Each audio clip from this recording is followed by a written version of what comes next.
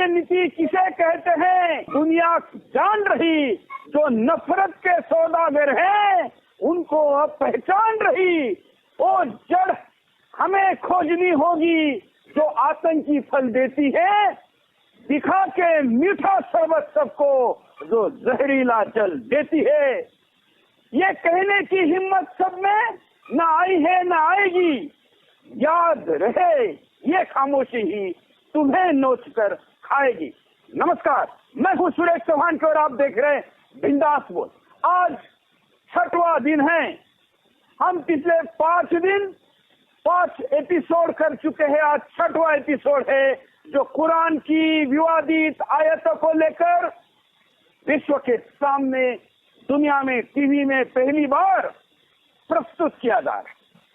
कई देशों में, जैसे कि मैंने कल भी बताया था, इस संवाद को, चर्चा को, मंथन को, शास्त्रार्थ को अलग अलग भाषा में टाइटल देके भी लोग देख रहे हैं कि आखिर जो आतंकवाद के लिए कुरान को जिम्मेवार ठहराने का आरोप है उसमें सच्चाई क्या है, और जो कुरान को एक शब्द भी बदले बगैर ऐसे ही रखना चाहिए, ऐसे कहने वालों के तर्क क्या है।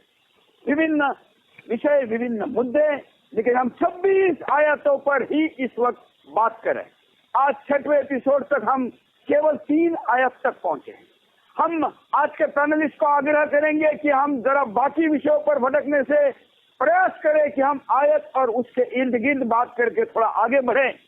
हालांकि दर एपिसोड जैसे जैसे आगे जा रहा है, दुनिया भर में इसकी चर्चा, इसके दर्शक, इसके शेयर करने वाले, इस पर अपनी राय देने वाले, प्रतिक्रिया देने वालों की संख्या भी उसी संख्या में आगे बढ़ रही है। अब मैं आपके सामने आज का जो 6वां एपिसोड करने जा रहा हूं, इस एपिसोड में आपके साथ आज बात करूंगा हमारे उसी पैनल से, लेकिन मुद्दा रहेगा वही जो हमने आपके सामने पिछले 6 दिन रखा। 26 वो आयतें जिस पर सर्वोच्च न्यायालय में वसीम रिजवी जी ने याचिका दायर की, पहली बार वो रिजेक्ट हुई, लेकिन उन्होंने पुनः सबमिट की। हमने कहा कि कोर्ट में तो जो होगा होगा, इस लोकतंत्र के 4 स्तंभों के सामने ये मुद्दा जाना चाहिए। उसमें से न्यायपालिका ने जो करना था किया, करेगी। इस पर जो विधि पालिका है उसको भी अपनी भूमिका स्पष्ट करनी होगी, लेकिन उसके पहले खबर पालिका के तौर पर सुदर्शन ने इस मुद्दे को आपके सामने लाया है और अब हम चर्चा का प्रारंभ करेंगे।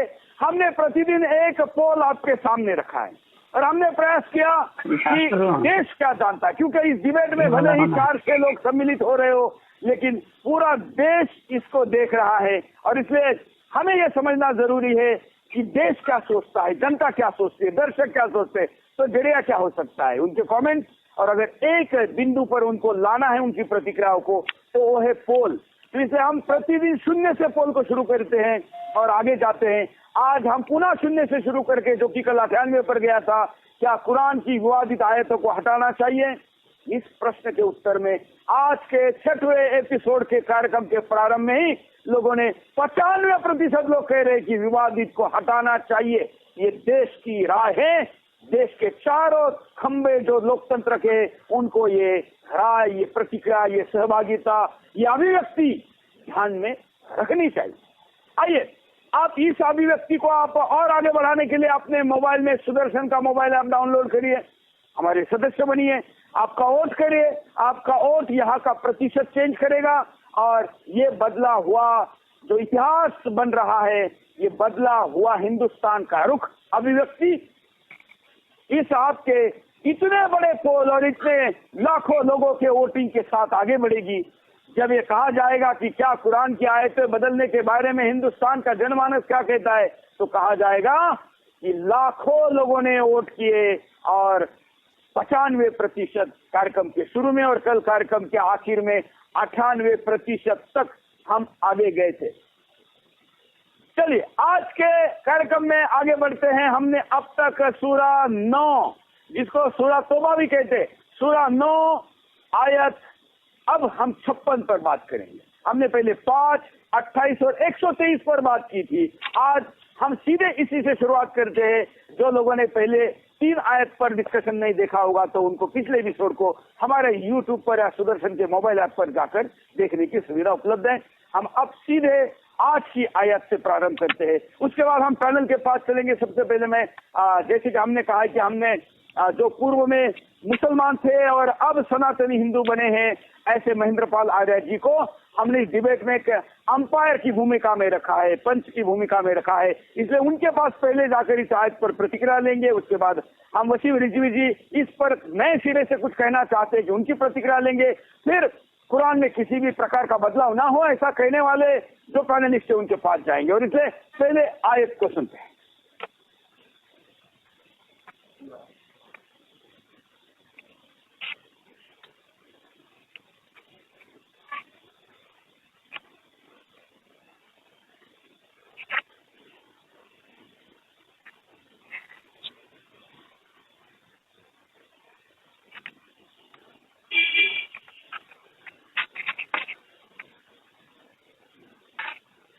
तो चलिए महेंद्रपाल आर्य जी के पास चलेंगे, लेकिन पहले एक बार सभी का गेस्ट का पैनल का गेस्ट के तौर पर, अतिथि के तौर पर स्वागत करता तो हमारे साथ है वसीम रिजवी जी, पूर्व अध्यक्ष शिया वक्फ बोर्ड, और इस बार भी वो अध्यक्ष बनेंगे। उनको सबसे ज्यादा वोटों से लोगों ने चुना है। आपका स्वागत है।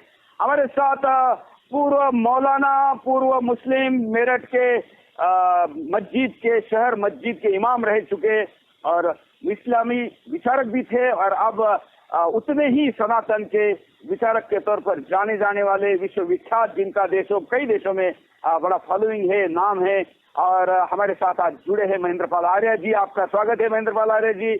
हमारे साथ इस पूरे कार्यक्रम में एक युवा के तौर पर भी और इस्लाम के जानकार के तौर पर जुड़े हैं हसनैन बकाई। आपका स्वागत है। आप हमारे साथ कल भी डिबेट में थे और आज भी है। ये सूफीज्म के विषय को लेकर आगे काम कर रहे हैं और महासचिव है। हमारे साथ मोहम्मद अजहर जी है, ये नायब काजी है गोरखपुर के। वाह, गोरखपुर, योगी का गोरखपुर, आज वहां से जुड़े हैं। हालांकि मुझे समझ में नहीं आ रहा है कि कुरान के समर्थक वाले पैनल के लोग रोज रोज क्यों बदल रहे हैं। हम तो रोजाना उनको संपर्क करते, हम कहते हैं कि आप बने रहिए क्योंकि आप कल थे, लेकिन आज मैं जो हमारे साथ आज नए सिरे से जो नए गेस्ट थे मोहम्मद अजहर जी के पास चलते हैं, जो नायब काजी गोरखपुर है। तो चलिए मैं सबसे पहले जो आयत यहाँ पर सुनाई गई उस पर महेंद्रपाल आर्य जी के पास चलता हूँ। महेंद्रपाल आर्य जी, तौबा सूरा 9 और आयत 56 जो अभी पढ़ी गई, ये क्या जो हमको वसीम रिजवी ने दी है सही है? जी बिल्कुल सही है। आप इसका उच्चारण थोड़ा अरबी में करके बताएंगे? जी अभी कर देता हूँ। हाँ, जरा फुल स्क्रीन लेते आप।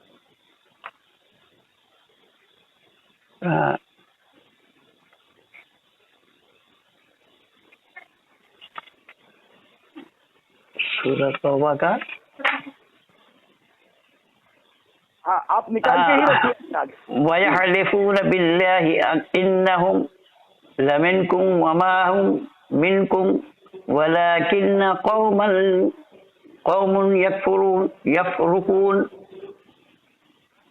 हिंदी में क्या मतलब होगा? हिंदी में ये मतलब है, और मुसलमानों, ये लोग खुदा की कसम खाएंगे, फिर वह तुमसे ही के हैं, हालांकि वह लोग तुम में के नहीं, मगर है वो लोग बुज़दिल। उन लोगों को बुज़दिल कहा गया है। अब मैं रिजवी जी के पास चलता हूँ। रिजवी जी, आपने इस आयत को हटाने के लिए कहा है, क्यों आप हटाना चाहते हैं? आपका इसके पीछे का क्या तर्क है?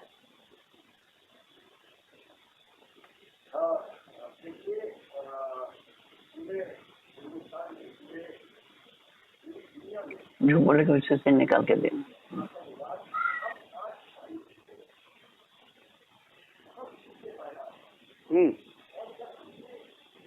और सुनाई नहीं दे रहा मेरे को।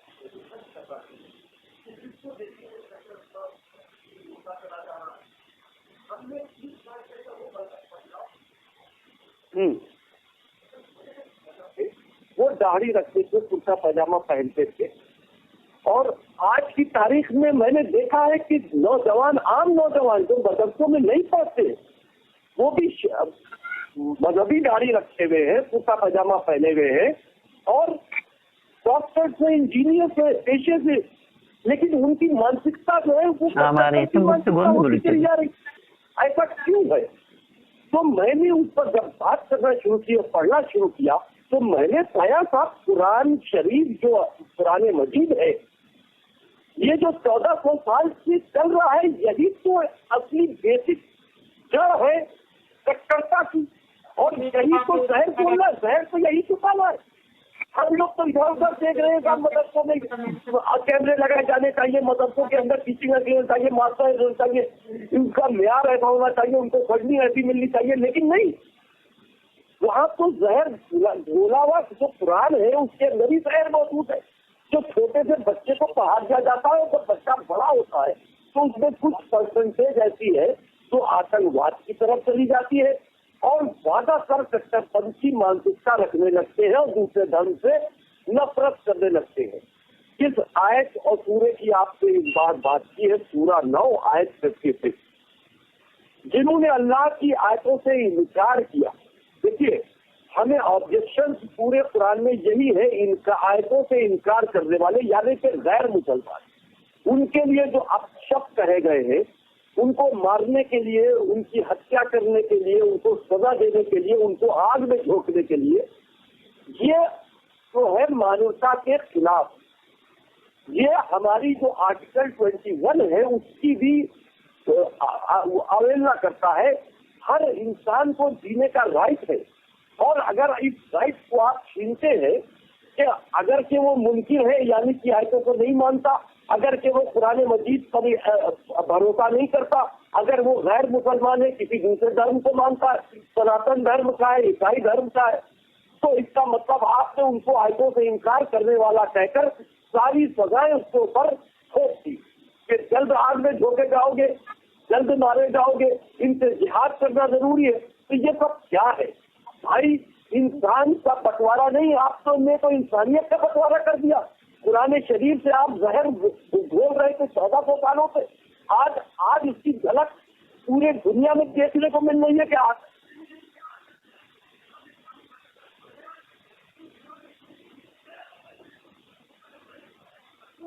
जब बाहर जाते हैं, अगर मुसलमान है तो बहुत गहरी जांच की जाती है, क्यों हमने ऐसा क्या किया है?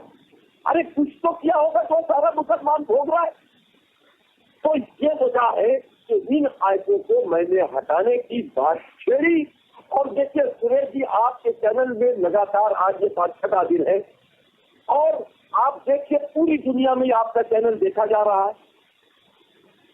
जो इस्लामिक मुल्क है, चाहे वो सऊदी अरब हो, चाहे वो तुर्की हो, चाहे वो मलेशिया हो, चाहे वो इंडोनेशिया हो, चाहे वो हिंदुस्तान के बड़े बड़े इदारे हो, चाहे वो पाकिस्तान हो, चाहे ईरान हो, चाहे इराक हो, कहीं से भी कोई बड़ा मौलवी, ये छोटे छोटे मौलवी आके बैठ जाते हैं जिनको कुछ भी नहीं मालूम, सिर्फ बहस करने आते, खाना पूरी करने आते।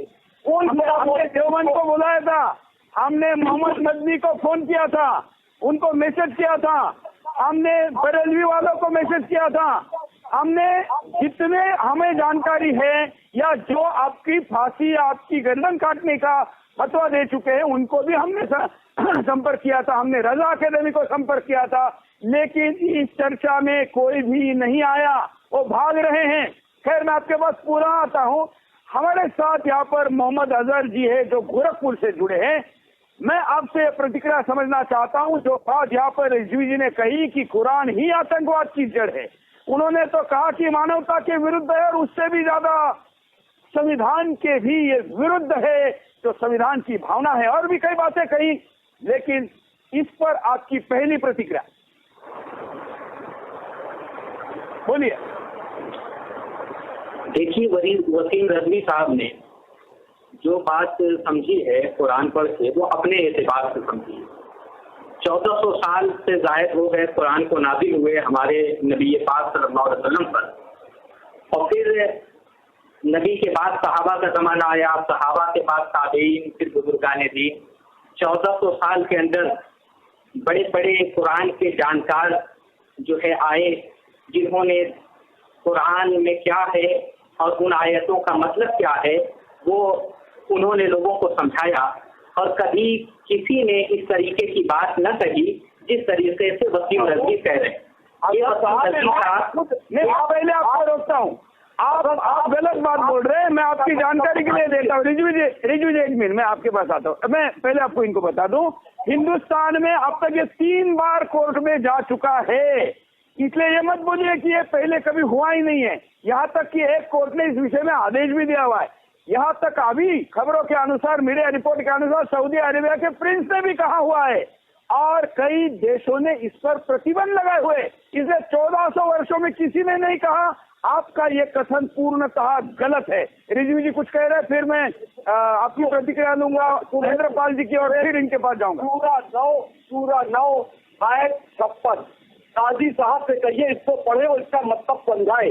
अगर हमने गलत बताया है तो ये इसका सही मतलब समझाए कि ये इंसानियत के पक्ष में कहते हैं। अगर साफ समझाते, बोलिए नायब इमाम है, समझाए, बोलिए।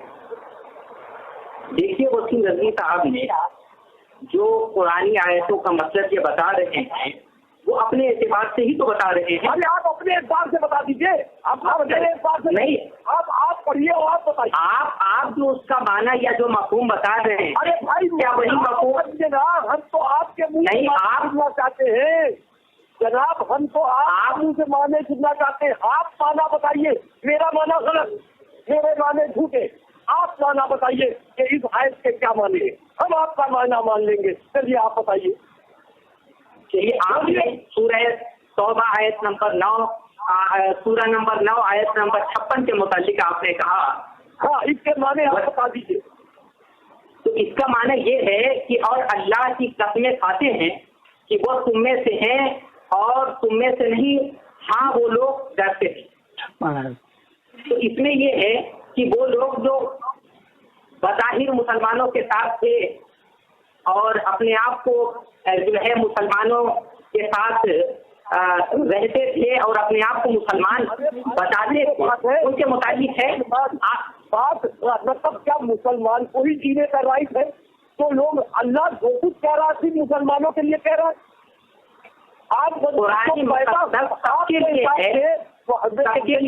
आप सुनिए काजी साहब, आप ये बताइए कि जो बंदे पैदा किए अल्लाह ने वो सारे अल्लाह के आपके हिसाब से, आपके अल्लाह ने जितने भी बंदे इस दुनिया में जीवित हैं उनको पैदा किसने किया? वो किसी धर्म के हो, किसने किया? आपके हिसाब से उनको तो अल्लाह ताला ने पैदा किया है। अल्लाह ताला ने पैदा किया। अब सवाल इस बात का है, सुनिए काजी साहब, सवाल इस बात का है कि भेदभाव कैसे? मतलब के 1400 साल पहले एक इस्लाम धर्म आया, उन इस्लाम धर्म ने इंसानियत को बांट दिया, मजहबों को बांट दिया, किनारे कर दिया। अब मुसलमान अफजल हो गया, उनसे जो गैर मुसलमान है उनको आपने मुसलमानों का दुश्मन बता दिया। तमाम कुरान के अंदर इस तरह का जहर बोल दिया कि आप मुसलमान ही को ही इस दुनिया में जीने का राइट है, मुसलमानों के लिए ही जन्नत बनी है, गैर मुसलमानों के लिए जहन्नुम बना है। ये आपकी थिंकिंग है, क्यों ऐसी थिंकिंग रखते हैं आप बताइए। देखिए पहली चीज तो आपका यही कहना गलत है कि 1400 साल पहले इस्लाम आया। ये बताइए हजरत आदम अलैहिस्सलाम कौन सा मजहब लेकर आए थे? अरे कुरान कब आया? जो दुनिया में जितने लोग हैं वो उनकी तो औलाद है। आप आदम की बात कीजिए, आप बताइए सबसे पहला इंसान जमीन पर आया वो कौन था? कुरान से पहले इस्लाम कब था? अरे वाह काजी साहब, आपने तो रहती दुनिया तक की बात कर दी। आज जब से दुनिया शुरू हुई तब से आपने बात कर दी। अब आप हमें ये बताइए कि रसूल को जब नबूवत मिली है तो रसूल को नबूवत कब मिली? जब वो 40 साल के थे तब मिली ना। उससे पहले कौन क्या था? उससे पहले कौन क्या था? हमारा ये अकीदा नहीं है कि रसूल को 40 साल में नबूवत मिली है। हमारा ये अकीदा है कि हजरत आदम जब जो है मिट्टी और पानी के दरमियान थे तब भी अल्लाह ताला ने अपने महबूब को अपना नबी बनाया था। उस वक्त भी मेरे आका नबी थे। सुनिए ये अलग बात है कि जमीन पर आने के बाद ये अलग मसला था। लेकिन ऐसा नहीं कि उनको 40 साल के बाद नबूवत मिली। ये आपका पक्ष हो सकता है, आपकी बात हो सकती है, ऐसा नहीं। इस्लामिक हिस्ट्री है, इस्लामिक हिस्ट्री है, इस्लामिक हिस्ट्री है। और दूसरी चीज ये कि आदम से आप जब बात शुरू कर रहे हैं तो सुनिए, आदम के मानने वाले हैं आप, आदम से इस्लाम पैदा हुआ, यही तो आपका कहना है ना। अब आप एक बात बताइए कि आप श्री कृष्ण पर भरोसा करते हैं कि दुनिया में आए? श्री कृष्ण दुनिया में आए या नहीं आए? भगवान राम इस दुनिया में आए या नहीं आए? आपके हिसाब से वो किसकी औलादों में से थे बताइए? और वो आप देखिए, दुनिया में जितने भी इंसान मौजूद हैं इस वक्त, तो आप या इससे पहले जो थे आपके पूर्व हजरत आदम अलैहिस्सलाम के औलाद थे, भगवान राम। अब मसला ये है कि हजरत आदम अलैहिस्सलाम जो मजहब लेकर आए थे, आप कहिए कि भगवान राम आपके पूर्वज है, कहिए। पहले ये है कि हजरत आपसे देखिए, आदम से शुरू किया, आदम से शुरू किया, करना होगा। आपने आदम शुरू किया तो आपको पहले ये बताइए कि जमीन पर पूर्वज थे, आप बताइए कि हजरत आदम अलैहिस्सलाम की औलाद अब आप भगवान जमीन पर मौजूद है कि नहीं देखनी है? आप भगवान राम को पूरी जोड़ के देखते बताइए ना। आप भगवान राम आप बताइए जितने इंसान। रिजवी जी हम उनको स्पेस दे थोड़ा। आप आपके पास मैं पुनः आता हूँ रिजवी जी, मैं आपके पास पुनः आता हूँ। हाँ, जरा उनको एक बार बोलने देते हैं। आप नायब काजी हैं और इसलिए कम शब्दों में अपनी बात को कैसे रखा जाए, आपके सामने टीवी की अपॉर्चुनिटी है। और मुझे यही दिख रहा है, ट्विटर पर भी लोग लिख रहे हैं कि इस बहस में वसीम रिजवी जी भारी पड़ रहे। नायब काजी होते हुए आप 56वीं आयत सूरा 9 की क्या कहती है, क्यों नहीं बता पा रहे हैं? बोलिए मोहम्मद अजहर जी।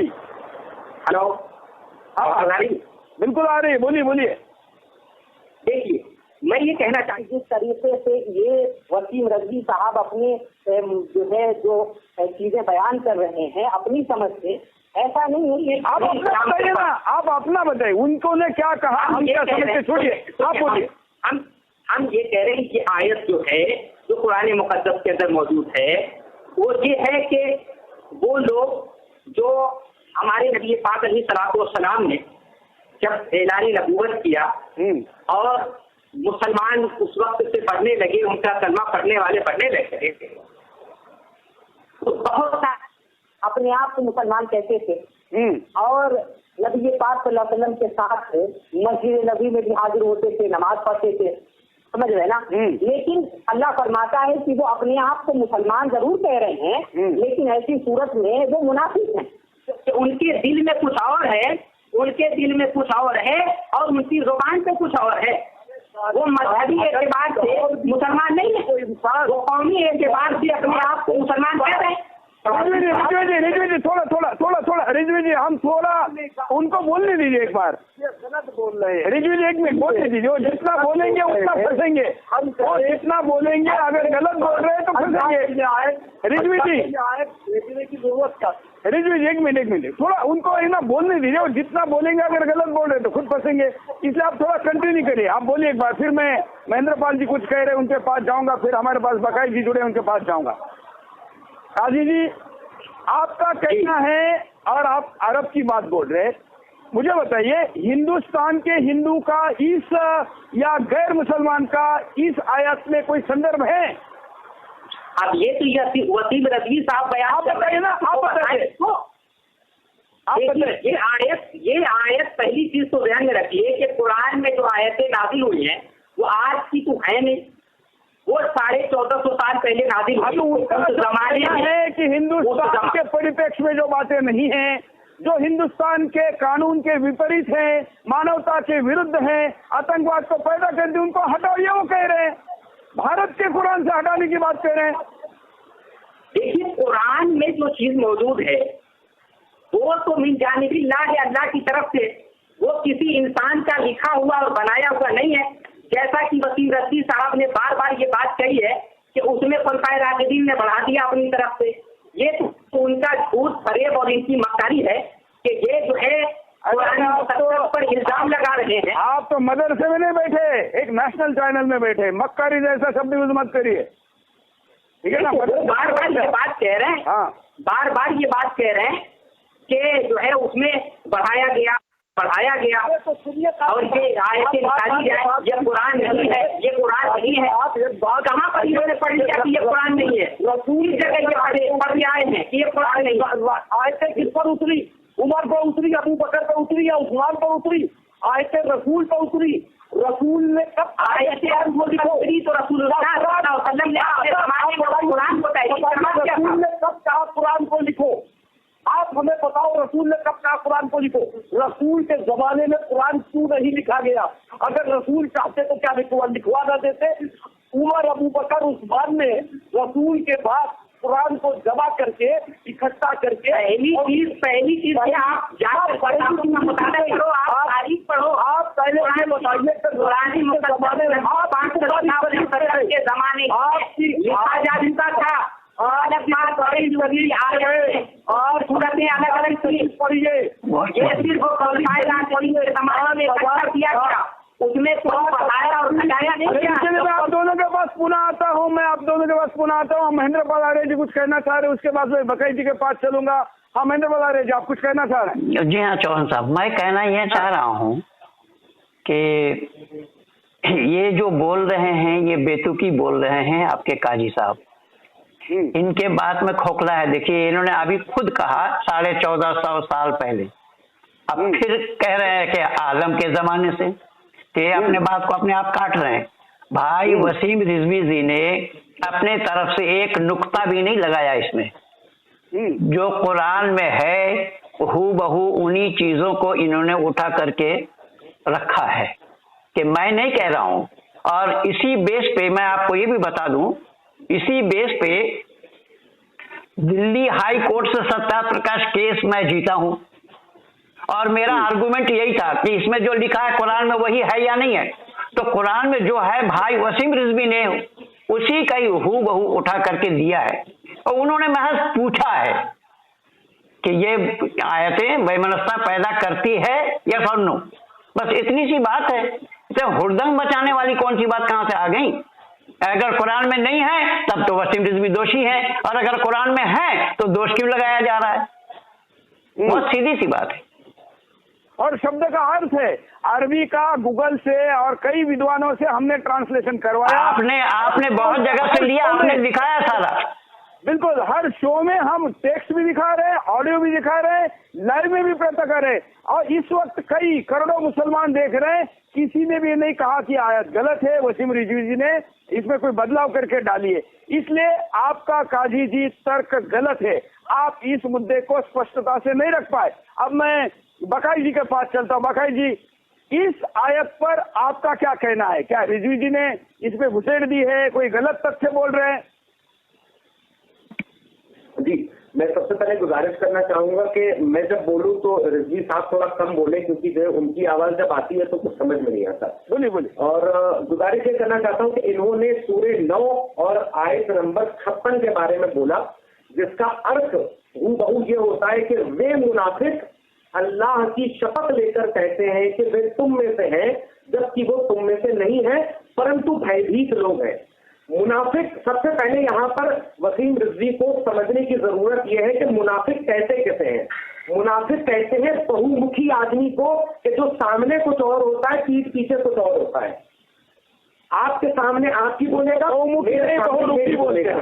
बहुमुखी तो अच्छा शब्द है। बहुरूपी बहुमुखी मैंने जो शब्द जी बहुरूपी कहा जा सकता है। तो जिस तरीके से ये आयत हूबहू जो नाजिल हुई है, वसीम रिजवी साहब को ये जो पसंद नहीं है, ये इसलिए पसंद नहीं है क्योंकि ये आयत इनके ऊपर फिट बैठती है। क्योंकि इसमें ये कहा गया है कि वे मुनाफिक लोग अल्लाह की शपथ लेकर कहते हैं, यानी अल्लाह की कसम खाकर कहते हैं की बात है। और ये आपको में से नहीं है, मुक्ति कह रहे हो, नहीं है। आप अब मुनाफिक कौन हो गया? मुनाफिक इस तरीके से हो गया दुनिया के लिए लोग दाखिल हुई है, जरूर वो आज ऐसे आजम खान के साथ रहते हुए उनके ये मुसलमानों को आज मानते हुए सारे योगी को आप सड़कों पे बैठने की बात कर रहे हैं। आदमी इस बात से नहीं पसंद है। आज ये बताइए कि इससे मुसलमान ही क्यों, कि मैं अल्फाज मुसलमानी क्यों? ये सवाल ये बात का है, आप लोगों के खिलाफ लोगों को मान रहे हो। इन लोगों चाहे आप लोग आपकी आयत से इंतजार करता है,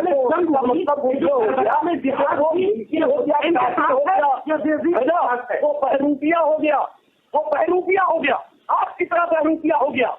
आप जिन लोगों से बात कर रहे हो, तुम्हारे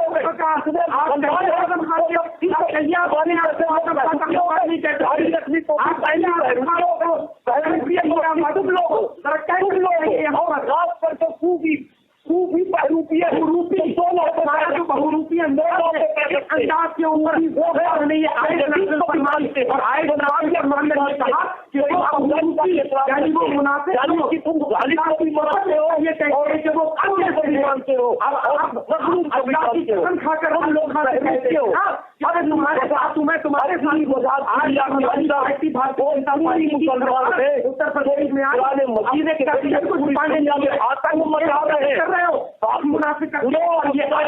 हुई है। इस तरह से इंसानों का बंटवारा कुरान के अंदर किया गया है। इस तरह से इंसानों का बंटवारा नहीं किया गया, तो बोला गया अपने पहले हमारे हम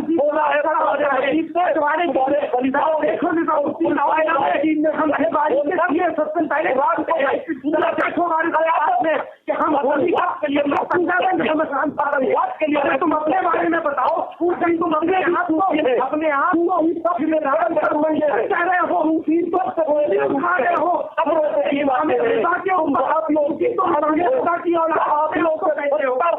अरे तुम मुसलमानों में सबसे बदतर कौन सूफियों की है? सबसे बदतर कौन सूफियों? अरे मुसलमान हम मान रहे हैं, हम सबसे बदतर हैं, लेकिन कम से कम हमको तथ्य तो बताओ कि हम बदतर किस बात तक के वो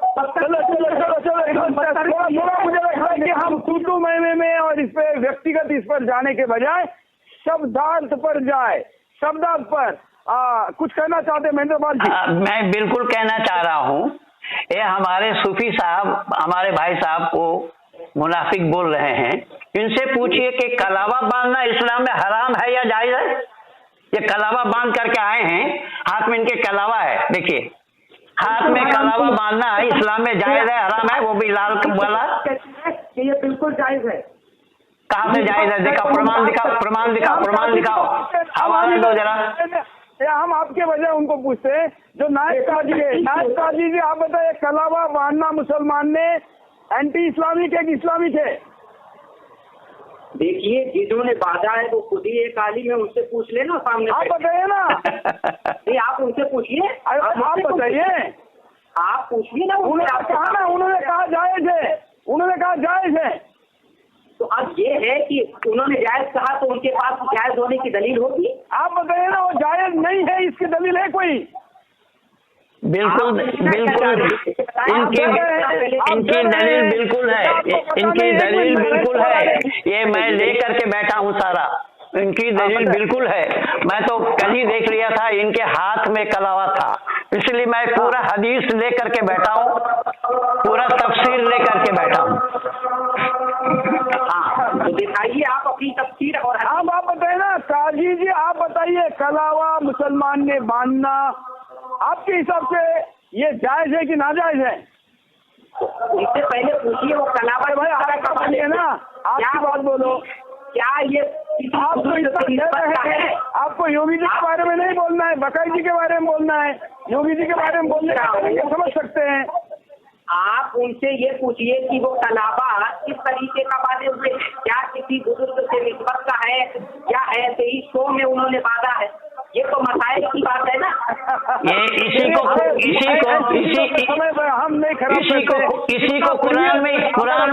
से ही मैं बता रही थी, इसको कुरान में। महेंद्र पाल जी, मैं आपके चौहान साहब 1 मिनट, 1 सेकंड में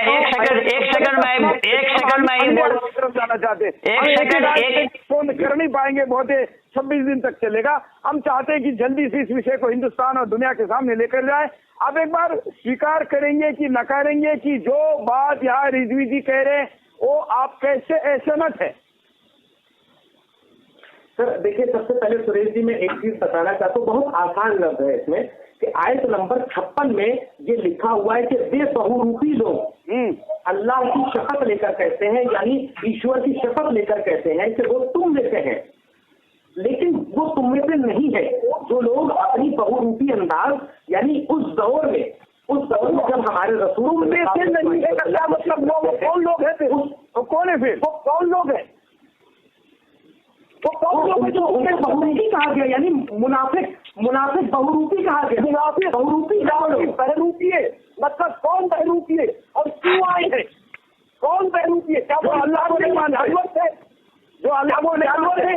नहीं, वो लोगों के अलावा वो आपने मुसलमानों के देश में बैठकर, मुसलमानों के अलावा मुसलमानों के देश में बैठकर अपनी अंदर की चीजों को बाहर निकालकर गलत अल्फाज में इस्तेमाल करते हैं। उनसे होशियार रहने के लिए कहा गया है। तो इंसान है, अल्लाह ने कैसे कह दिया कि यहाँ पर इंसान की बात नहीं हो रही है, यहाँ पर मुनाफिक की बात हो रही है। एक बात क्लोज कर देते हैं क्योंकि हमको कहीं ना कहीं इसकी कोई लक्ष्मण रेखा आंकनी पड़ेगी। वकाई जी ये बताए कि ये आयत भारत के परिप्रेक्ष्य में है या नहीं है? देखिए सर, बहुत अच्छा, ये हमारे हिंदुस्तान की एक बहुत बड़ी रणनीति के मुताबिक है, यानी कि हमारी प्रदेश की और प्रदेशों की सरकार को ये समझना चाहिए कि जो हमारे देश के संविधान के निर्माताओं की शक्ल में कुछ बहरूपी जो बैठ गए हैं। अरे भाई आप संविधान के विशेषज्ञ नहीं है, हमने आपको कुरान के विशेषज्ञ के तौर पर बुलाया है, संविधान में क्यों बात कर रहे हैं? आप सिर्फ इतना बताइए क्या ये भारत के परिप्रेक्ष्य में, हिंदू गैर मुसलमानों के परिप्रेक्ष्य में है क्या नहीं है? बिल्कुल फिट बैठती है सर, क्योंकि इसमें ये कहा गया है कि आप होशियार रहिए उन बहरूपियों से जो कभी कभी आपके बताइए ना कहते नहीं हम आपके, लेकिन अंदर कुछ और होते। अरे भाई तो वो है तो इंसान, हमारे वसीम रिजवी साहब बैठे हुए है तो इंसान ना, वसीम रिजवी हो या बकाई हो, है तो इंसान। आप सुअर थोड़ी ना है और हम गधे नहीं। अरे इंसान, अच्छा अगर आप बहरूपी, आप ये बताइए आपको इस बहरूपी वर्ड से, शब्द से इतनी तकलीफ क्यों हो रही है? आपको नहीं बोला जा रहा है, जितना लोगों को बोला जा रहा है वो अल्लाह से बाहर होते हैं ना, बाहर भाई इसको अल्लाह बहरूपिया कह रहा है, वो भी अल्लाह की पैदाइश है। और फिर इंसान के अंदर बांटना कैसा? आपने कैसे कह दिया कोई बहरूपिया है तो आपके बीच में आया है वो बहरूपिया है? आपने कैसे कह दिया? कैसे ये आ गई कि आप बहरूपिये आपके बीच में बहरूपिये है? चलिए अभी क्योंकि हमको ये कुछ चीजें छोड़नी पड़ेगी और हमको कुछ चीजें दर्शकों पर छोड़नी पड़ेगी, रखने वाला है। हम कुछ चीजें दर्शकों पर अगले चर्चा के लिए छोड़ देते हैं। मैं आपको ये बता दूं, यहाँ पर बकाई जी इस आयत पर आपत्ति लेने वाले वसीम रिजवी जी पहले व्यक्ति नहीं है। जो कोलकाता कुरान पिटीशन दायर हुआ था उसमें भी अंग्रेजों के समय इस आयत को लिया गया था। जो सऊदी में सवाल उठा उसमें भी इसको लिया गया है, जो चीन में सवाल उठा उसमें भी इसको लिया गया है। इसलिए इस आयत पर आपत्ति केवल भारत में और केवल रिजवी जी ने नहीं उठाई है। आखिरी कमेंट इस आयत पर मैं लेकर महेंद्रपाल आर्य जी के अगले आयत की तरफ बढ़ूंगा जो रहेगी सूरा 9 आयत 23। इस पर आपके आखिरी कमेंट अंपायर महेंद्रपाल आर्य जी। 56 पर 56 पर तो कमेंट आ गया, इतने देर तक बोला। इन लोगों के लिए बात ऐसी है, कुरान में कहा गया है मुज़ब्ज़बीन बैन ज़ालिका ला उलहा उलाय वला उलाय। ये लोग दो नाव में पांव रखने वाले हैं। एक तरफ तो कलावा बांध करके दिखा रहे हैं हिंदुओं को और दूसरी ओर इस्लाम के दावेदार हैं और दूसरे को कहीं मुनाफिक बोल रहे हैं, कभी कुछ बोल रहे हैं। अरे भाई मुनाफिक हो या कुछ हो, यहाँ सवाल क्या उठाया गया है उस पर देखिए। सवाल ये पूछा गया, सवाल ये पूछा गया है कि आयत 23 सूरा 9 आयत 23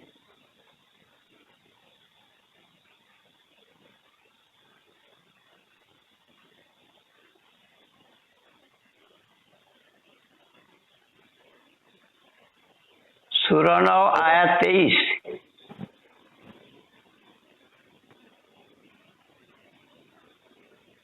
सूरा 9 आयत 23 में ये बताया गया है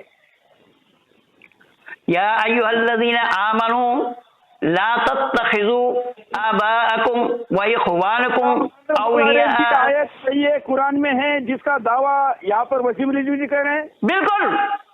बिल्कुल कुरान ही आयत है, कुरान की ही आयत है। और आपने अपनी स्क्रीन में जो अर्थ दिखा रहे हैं, अर्थ भी वही है। मैं पहले ही बता चुका हूं, भाई वसीम रिजवी ने अपने तरफ से एक नुक्ता भी नहीं लगाया इसमें। चलिए, मोहम्मद अजहर शमसी अब नायब नायब काजी है गोरखपुर, मतलब प्रमुख काजी है। इस आयत पर आपकी प्रतिक्रिया शब्दार्थ सही है कि गलत है? ये आयत बिल्कुल सही है, कुरान मुकद्दस के अंदर मौजूद है, सूरह तौबा आयत नंबर 23। हाँ, तो फिर ये इसको हटाने की मांग भी तो सही है फिर जो लिख रहे हो। क्या हटाने की मांग क्या है इनकी?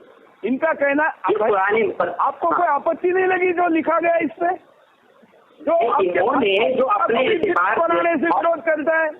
यानी कि वसीम रिजवी साहब ने जो इस पर सवालात उठाए हैं, इस पर सवालात इंसानों को, दोस्तों को छोड़िए, गैर लोगों को भी छोड़िए, बाप और भाई को भी अलग कर दिया है। ये वो आयत है कि जो बाप को भी अलग करती है। बिल्कुल कोई आपत्ति नहीं है काजी जी, कोई आपत्ति नहीं है। ये इस्लाम के लिए सबको छोड़ देंगे, या तो मुसलमान हो जाओ, और अगर मुसलमान नहीं हो तो बाप भी नहीं हो, भाई भी नहीं। बोलिए काजी।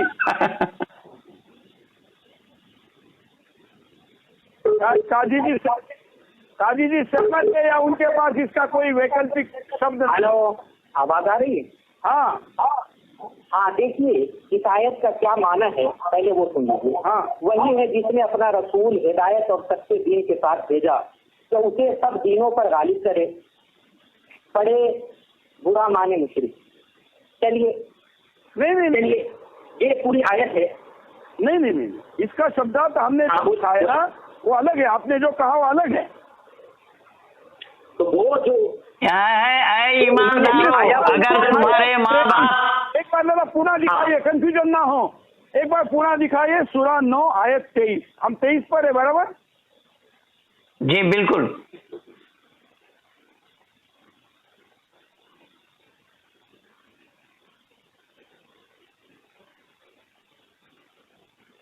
ये कुफ्र क्या होता है? कुफ्र पसंद करते हैं मतलब क्या होता है? कुफ्र वो है जो इस्लाम से बाहर है, वो सब कुफ्र है। मतलब इस्लाम को जो नहीं मानता है वो काफिर है, कुफ्र है। इसीलिए तो यहाँ आय्युहल्लज़ीना आमनू शब्द है, ईमान लाने वालों को मुखातिब किया। मैं भी कुफ्र हूँ, मैं भी 100 बार। तो मेरे से दोस्ती नहीं करनी है काजी जी आपने। किसी दोस्ती करेंगे तो एंटी इस्लामिक हो जाएगा। आप कैसे समर्थन करते हैं काजी जी इतनी बड़ी बात का, बताइए? मुझे लगता है आपको तो आयत याद नहीं है, आपने कुछ और ही पढ़ दिया है। यहाँ तो भाई बहनों से भी आवाज आ रही है? बिल्कुल आ रही है। आपकी आवाज क्यों चली? हाँ बोलिए, क्या कह रहे हैं आप? हमने कहा आयत 23 का मतलब से आप सहमत कैसे हैं, जो अपने पिता से और भाई से भी दोस्ती करने का विरोध करती है? देखिए, पहली चीज ये है कि मुसलमान जो है, जाहिर सी बात है, ये अल्लाह पर ईमान रखते हैं।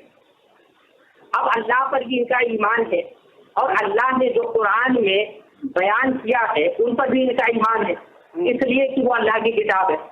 अब जो अल्लाह का हुक्म है उस पर भी हमें जो है मानना है। अब रही बात कि जो लोग मुसलमान नहीं है, यानी अल्लाह के हुक्म पर अमल नहीं करते, या अल्लाह ने जो दीन भेजा है उस दीन पर अमल नहीं करते, तो वो हमारे मुसलमान भाई नहीं है, मुसलमान नहीं। लेकिन अब जिस मुल्क में हम हिंदुस्तान के अंदर हैं, तो जाहिर की बात है कि ये हमारे मजहबी भाई तो नहीं, लेकिन कौमी भाई तो है ना। बात नहीं है काजी साहब, अगर मुसलमान नहीं है तो आपकी दोस्ती सिर्फ मुसलमानों से होगी, आपकी दोस्ती रिश्तेदारी सिर्फ मुसलमानों से होगी। अगर आपका बाप मुसलमान नहीं है तो आप बाप को भी छोड़ दोगे, अगर आपका भाई मुसलमान नहीं है आप उसको भी छोड़ दोगे, जिस नुस्खे से पैदा हुए उसको भी छोड़ने को तैयार हो। अल्लाह तुमको इस बात के जरिए, जिस बात के जरिए तुमको पैदा किया है, तुम उस बात को भी छोड़ने को तैयार हो। अल्लाह तुमको उस बात को छोड़ने का हुक्म दे रहा है, शर्म करो। होता तो तुम कैसे होते? थोड़ा जल्दी वसीम रिजवी साहब, ये आप समझ रहे हैं इस आयत का मतलब? अगर कोई आप लोग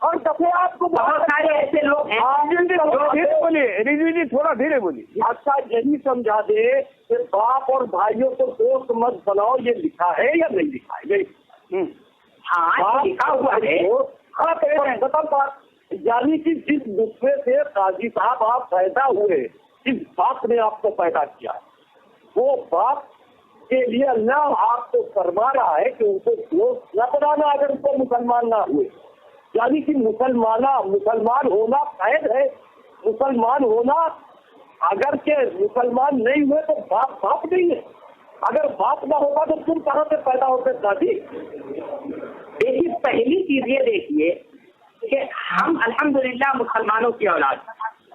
अरे कुरान की बात कर रहे हैं, अल्हम्दुलिल्लाह हम भी मुसलमान हैं, हमारे बाप भी मुसलमान। नहीं, आप खुद कुरान मुक़द्दस की आयतों का इनकार कर रहे हैं। अरे तो मैं तो नहीं समझता कि आप मुसलमान हैं। ना मैं तो नहीं समझता आपको। हदीस है जो कुरान आपको मैं नहीं समझता, आपको नहीं समझता।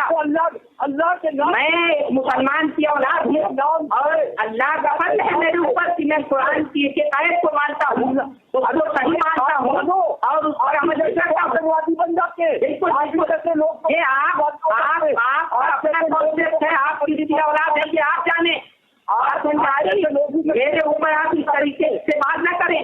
बिल्कुल अरे क्यों ना बात करें? आप सही लोग क्यों आप किसकी औलाद नहीं, आप बताओ ना।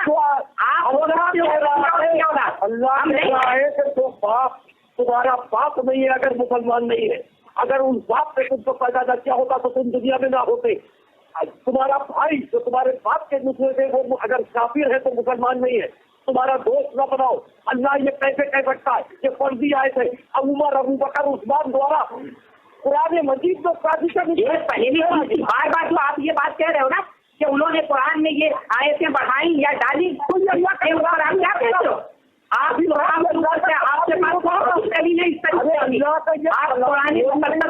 तरीके से आप कैसे बात कर रहे हो? आप इस पर सहाबे इकराम इस तरीके से कुरान में इस तरीके से बढ़ाया।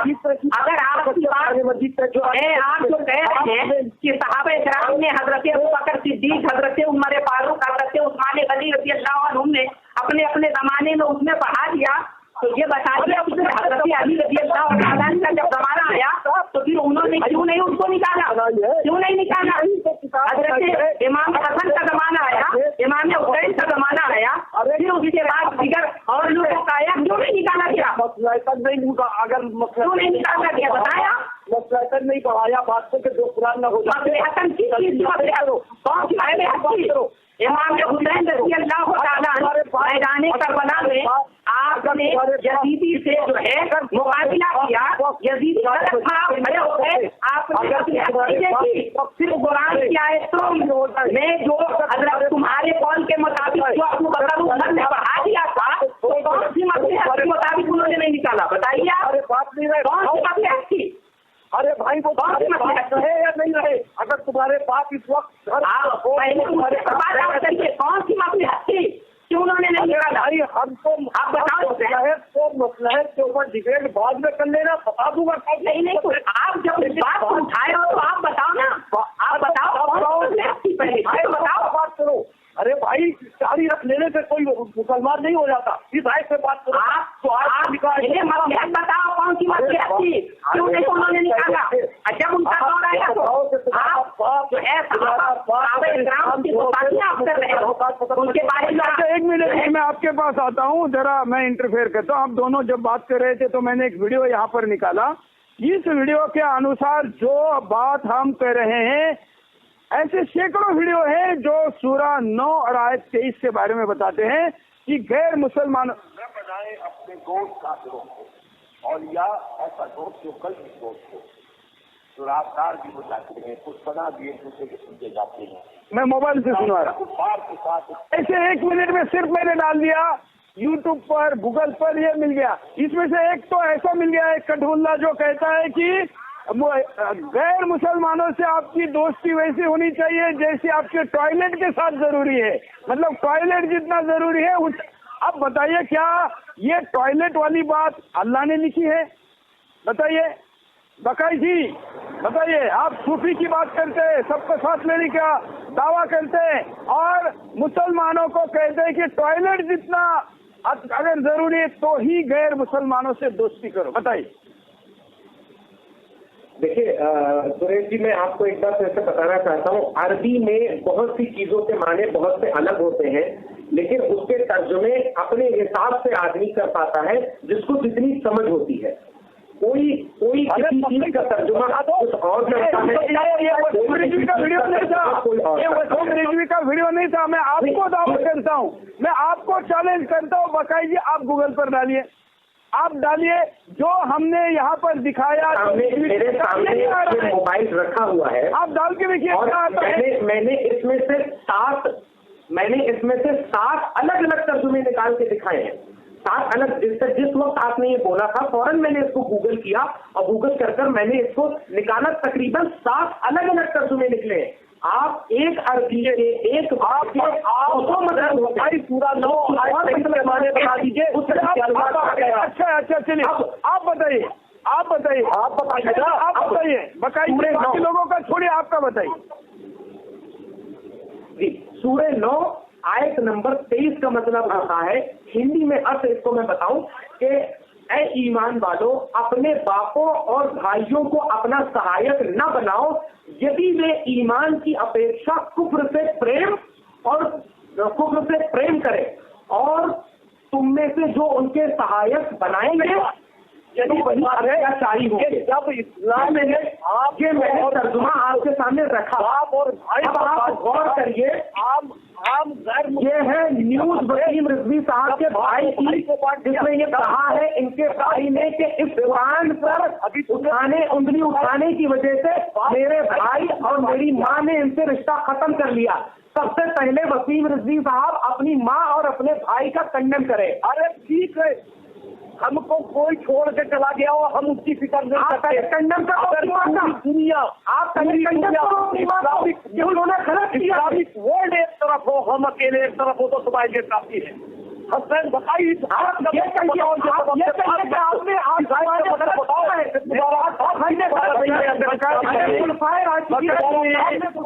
बकाई आप बाकी बातें मत करिए। आप इनके भाई ने और माँ ने उसी कुरान की आयत के आधार पर इनको छोड़ा है, इसलिए आप अपना वो दावा तो सही निकला उनका।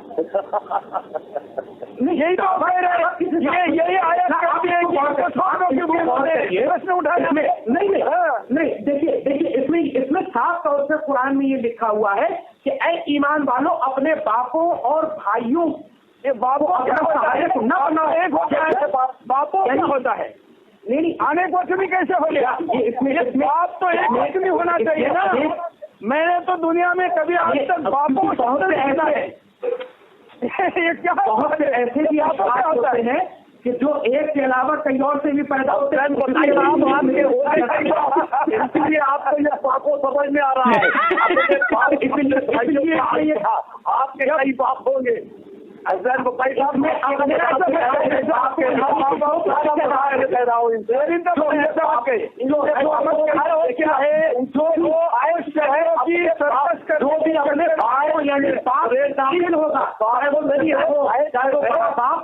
चाहे छोटा चाचा हो, आपने इनके मुँह से अगर वो हम नहीं चाहते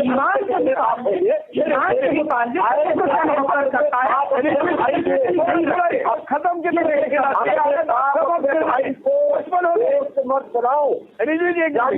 ऐसा है सुरेश जी, मेरा मतलब ये है कि देखिए गैर मुसलमानों की तो बात दूर की है, उनको तो काट डालो मार डालो, लेकिन अगर तुम्हारा बाप और तुम्हारा भाई अगर वो भी इस्लाम के खिलाफ जाता है तो उनको भी खत्म करो। अरे अपने तुम्हारे एक मिनट आप क्या कहोगे ना तरफ जाना आज के एपिसोड में। बाकायदी सिर्फ इतना बताइए, ये बापों और बाप, इस पर आप कायम है बापों पे? देखिए सर, सबसे पहली चीज बापों का यहाँ पे लफ्ज इसलिए इस्तेमाल किया गया जो कुछ कहा जिस तरीके से हिंदी में कहते हैं ना, पिता तुल्य यानी बड़ा बाप, यानी बाप का बड़ा भाई वो भी पिता तुल्य ही होता है, बाप का छोटा भाई वो भी पिता तुल्य होता है। उसी तरीके से ये कहा जाता है अपने क्यों कह रहे हैं? नो ये सर्कस नहीं है। मुझे समझ लीजिए क्यों ना हो, तुम्हारा बड़ा बाप क्यों ना हो, चाहे वो छोटा तुम्हारे जगह क्यों ना हो, तुम्हारा भाई क्यों ना हो।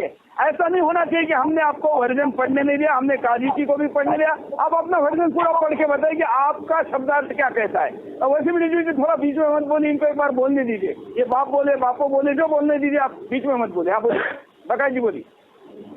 देखिए जिसमें आयत नंबर 23 सूरह नंबर 9 यानी सूरह तौबा आयत नंबर 23, जिसमें ये कहा गया कि ऐ ईमान वालों अपने बापों, पिता तुल्य या पिता चाहे कोई भी हो, और अपने भाइयों को अपना सहायक न बनाओ यदि ये ईमान की अपेक्षा कुफ्र से प्रेम करें। यहाँ पर ये क्या, इन्होंने जो तर्जुमा पेश किया वो बिल्कुल गलत है। तर्जुमा असली में ये है कि यदि वो ईमान की अपेक्षा, ईमानदारी की अपेक्षा कुफ्र यानी जरूरियात दीन का इनकार करें और उससे प्रेम करें, इनकार करने की बात रही हो गई, तो अगर उनको सहायक न बनाओ वो तुम्हारे बाप है, अगर मुसलमान हो इसमें बताया हो कि तुम्हारे भाई हो सकता है, मुसलमान ना हो या चाहिए तुम्हारा चाह कर नहीं हो, तुम्हारा भाई भी नहीं। और मैं वो अरे आप अपने महेंद्रपाल आर्य जी जी बहुत बहुत धन्यवाद अपने चौधरी साहब। देखिए बात मुद्दे पे नहीं हो रही है, सब बैकी बातें कर रहे हैं। ये काजी साहब तो बोल गए कि अल्हम्दुलिल्लाह हमारा बाप मुसलमान था। अरे बाप मुसलमान था, परदादा को देख क्या था वो। भारत में मुसलमान कौन है? भारत में एक भी मुसलमान नहीं है, सब हिंदू से ही बने हैं, सब हिंदू से ही मुसलमान बने हैं। भारत में एक भी कोई भी जन्म लेने वाला मुसलमान नहीं। 23 को समाप्त करते हैं। रही बात यहाँ पर, ये अल्लाह ने साफ शब्दों में यहाँ लिखा है या अय्युहल्लज़ीना आमनू, जब ईमान लाने वालों को बताया तो ईमान जो नहीं लाए, ईमान लाने वाले वो हैं जो इस्लाम को मानते हैं, और जो इस्लाम को नहीं मानते हैं तो ईमानदार का विलोम शब्द क्या होना चाहिए? अल्लाह ने तो गाली दिया है बेईमान कह के। जो गैर मुस्लिम है वो बेईमान है अल्लाह के नजर में, अल्लाह की दृष्टि में। और मेरा भी तो प्रैक्टिकल जीवन है, जैसा वसीम रिजवी के साथ हुआ वो दिखा रहे थे, उनके माँ ने भाई ने, हमारे भी जन्म देने वाले माँ बाप, हमारा तो पूरा खानदान ही हमसे अलग है हम तो अकेले वैदिक धर्मी बने हैं।